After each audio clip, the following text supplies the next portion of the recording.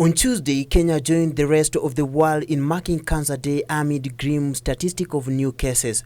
According to statistics by the Kenya Medical Association, the death risk of cancer has increased to 22,000 deaths annually and 28,000 new cases of cancer have been diagnosed annually. 60% of Kenyans affected by cancer are below the age of 70. The story of Valerie Asava, who was first diagnosed with skin cancer in August 2012 at the Kenyatta National Hospital after a biopsy test indicative of an even bigger problem, the reality that the condition is now manifesting in young generations. I knew in 2012 that I had cancer. First, I went to casino in town because I had dark spots. So going there, they gave me some medication which didn't work. Then they referred me here to Kenyatta for biopsy. Coming for biopsy, in August, getting the results, I was told I have skin cancer. In her family, Valerie says she is the first to be diagnosed with cancer. The mother of one was to start her chemotherapy session later in December the same year. I told them, they were shocked because family history, there's no cancer. I was the first one.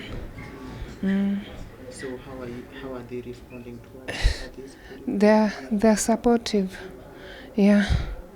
But it affected them, yeah. And with the session came the risk of calling her job as sales officer quits, and due to financial constraint which has seen her spend 13,000 Kenya shillings per session. Valerie says she has been forced to skip some of the chemotherapy session despite of related dangers. Problem is finance. I miss some sessions, yeah, and when I miss, then I start swelling. It's like they spread again. 2 sessions every 2 weeks, and it's around 13,000. First, I'm not able to walk properly, so coming from home to here, I require maybe a taxi, yeah, so that I can reach here. And the sessions, 12 to 13,000, between 12 and 13, yeah.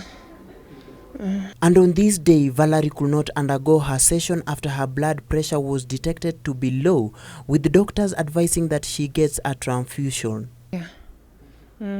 At the moment, I'm being given painkillers. I can't receive chemo, my blood is down. So I'm waiting until I get a donor, then I can be given chemo. O positive. Yeah. Her story since discovering her condition as graphical as is disturbing. The earlier cancer is diagnosed and treated, the better the chances of it being cured. My appeal to the government, they're not doing enough. What they should do, they reduce the cost of of the medication, or they make it free, like for HIV. Yeah. At least it will help, because most people miss chemotherapies because of lack of finance. It's expensive. You find maybe one drug is 4,000, and maybe you are supposed to be injected 5 or 6. You see, it becomes a challenge.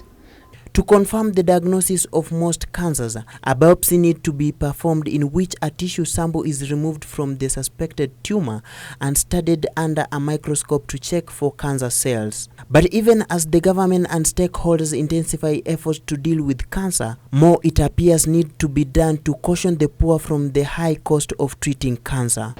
Arguably, cancer is the most world killer disease today. But as often they say that we are all candidates of contrasting cancer. So, prevention is better than cure. So do we. Robert Etakwa, Channel 1, Health Matters.